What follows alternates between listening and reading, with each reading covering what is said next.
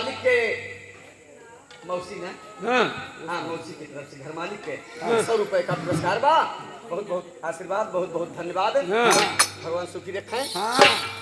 पद्मावती का सखी समझावत यहाँ की सखी अपन काम बनावे के लिए हाँ तू कहा यहाँ नाचे रहे ससुराली में साड़ी पहन के ना। हाँ अगर फुलवा का ब्याह गए रहे ना अपन दुल्हन बनावे गए रहे हाँ जो मलिनिया बन के न होतन तो फुलवा से भेंट न हो पावत हाँ और न ब्याह कई पौते नहीं। तो अपन काम बनावे के लिए दुनिया रूप बदल लेते हैं। हाँ भैया उदल में सब कलाकारी जा वाह जो समय बूंदीगढ़ में आई गई हैं जैसे गेहूं किसान काट के करती लगावत हो इसे मूल काट के करती लगाई दी। वाह तू कहाँ भी जाने बाकी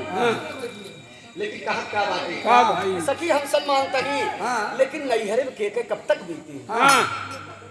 जोड़ा समौरी सबके बियाह गवन हो गया। हाँ अब हमारे बियाह में इतनी देर होती ना कवन कमी गा हाँ लेकिन नहीं करम करम में कमी गा हाँ और ये सब सीमा के बाहर बस सब समय अनुसार अच्छा लागत है। हाँ जोड़ा समौरी बियाह गवन हो गया बियाह गमन हो गया हमारो दिल कहत बा कि नाही बिना पति की जिंदगी व्यर्थ बा बिना मांग के सिंदूर बेकार बा। खाली बा ई सोहत ना या हाँ इसलिए पद्मावती सखी के बीच में कहत यहाँ हाँ भाई जाला तू भली आवाज में कहत यहाँ हाँ सुना हाँ हाय हाय तोरे हमारी सजनी हाय तोरे हमारी सजनी सजनी अरे कैसे बीते जिंदगानी सजनी कैसे बीते जिंदगानियाँ हमार कैसे बीते जिंदगानियाँ हमार कैसे बीते जिंदगानियाँ हमार कैसे बीते जिंदगानियाँ हमार हाँ यार देखा मुन्ना मुन्ना अनुज के तरफ से हाँ अनुज मुन्ना की तरफ से सुल्तानपुर के रहने वाले हाँ भैया की तरफ से 20 रुपए का पुरस्कार बा। वाह बहुत बहुत धन्यवाद बड़ा कहो हाँ दुल्हन जहिया तापेलवा मिले कहते लोवा हाँ ये भैया ठीक कहते हैं जहिया आइया के कस के पाँव तो दबावे हाँ भैया भूख दे भैया जाइए कहते हैं हाँ अरे हमारी सजनी कैसे बीते जिंदगानी कैसे बीते जिंदगानियाँ हमार कैसे बीते जिंदगानियाँ हमार शख्सियत के सामने यह कहतियां हैं हाँ कि सारी दुनिया में टीका घूम आए हाँ वापस हो गया हाँ हमका लागत मत हमारे बड़े केहू मेहरारू हाँ कोहरा ही ना अभी कोहरा हाँ कोहरा कहा थी के कोहरा भी आते सब का कहा थी अरे बेटवा अरे हुआ है हे भैया हाँ लेकिन देखा ना दिया हमारे बड़े जान पर तब केहू बेटवा ना था मुंबई ना की हाँ हमारी बड़े दुल्हा बटवई ना की सारी दुनिया से टीका लहू दिया वापस हो गया हाँ हाय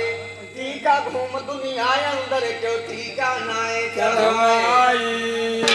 आया दिल्ली पतिवा पृथ्वी राज मोर तिलक है लौटाए ये करे बल से का जगरे बल से काम दुनिया हमार जगरे बल से काम दुनिया हमार कैसे बीते जिंदगानियाँ हमार कैसे बीते जिंदगानियाँ हमार भावल करने को बंगले में क्यों ना हमें देखा दिखाते आर्य बूंदीगढ़ के नाम से ही ये बड़े बड़े कदम फिर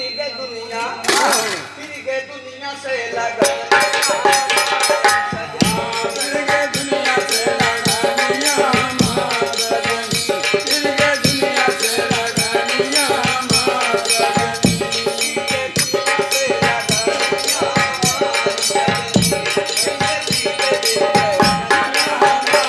कैसे बीते जिंदगानियाँ हमार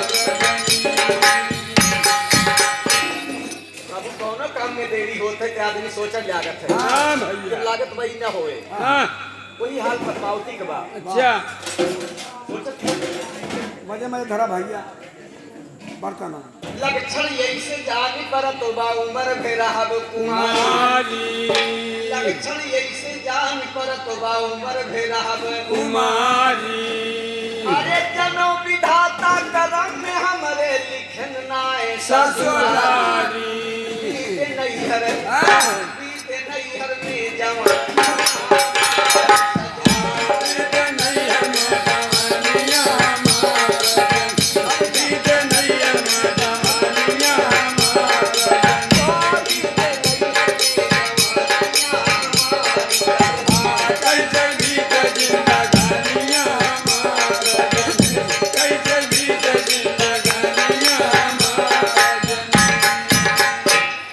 एक सखी महल से भेजी गई कि जा देखा फुलवारी में पद्मावती का करती है। हाँ भैया सहेलियों का लड़की गई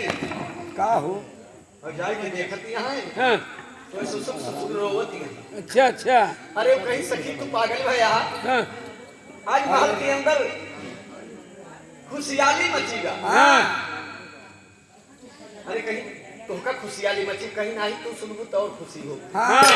तो हाँ तिलक चढ़ी गए वाह अच्छा कहीं कहा बतावे ला हाँ हाँ भाई एक सखी तब आई समझ के पद्मावती से बोली बोली आगे तिलक चढ़ाई गई कनौज में चढ़ी के जाबू बोली वो बुलाखन वो बुलाखन के दुल्हन ओ बुला के दुल्हनिया ओ बुला के दुल्हनिया ये दिया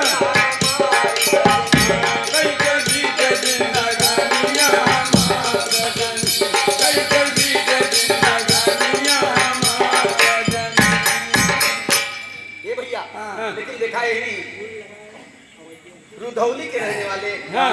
रामचंद्र मास्टर जी की तरफ से हाँ रामचंद्र पाल मास्टर की तरफ से हाँ और बहुत बड़े मुनिता भी बा हाँ बहुत भाई बड़ा संबंध भगवान जोड़ी दे यहाँ हाँ। ऐसे प्रेम बना रहा सारी जिंदगी हाँ हाँ और एक बार कृष्ण जय बोल दिया बोला कृष्ण भगवान की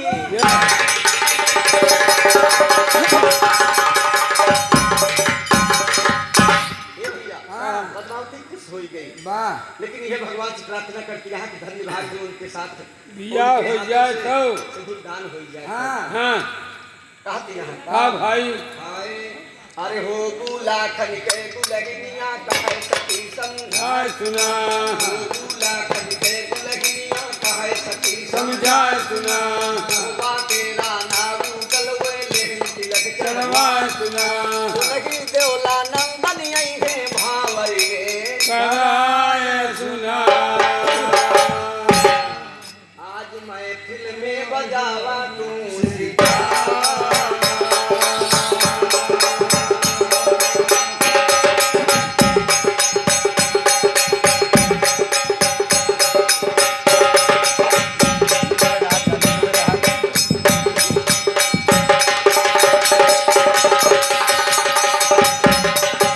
ये भैया हाँ यहाँ देखा सखी सहेलर सब खुश से ही हाँ कि जो सखी के तिलक चढ़ी गए हाँ भाई बड़ा प्रेम होते हो हाँ तो देखा वो खुशी में थे हम चाहिए भैया ए भैया हाँ पीछे देखा बदल जात बा कैसे भाई हाय ये जो है, हाँ एक सखी से कहा जाती का भैया हाँ हाथ जोड़ के विनती है बाकी तरीका बोल वाला शांत कर जा हाँ हमारो सुना कहा तनी हाँ एक सखी से कहा था का भाई आज सखी जब बैठे सपन देखे हाँ अरे कहीं कहा देखू हाँ कहीं बताऊ ती हैं कैसे भाई आए अरे सोवती निराहल वतारी वाह सपन एक देखूं हो वाह अरे सखी सपन के सखी सपन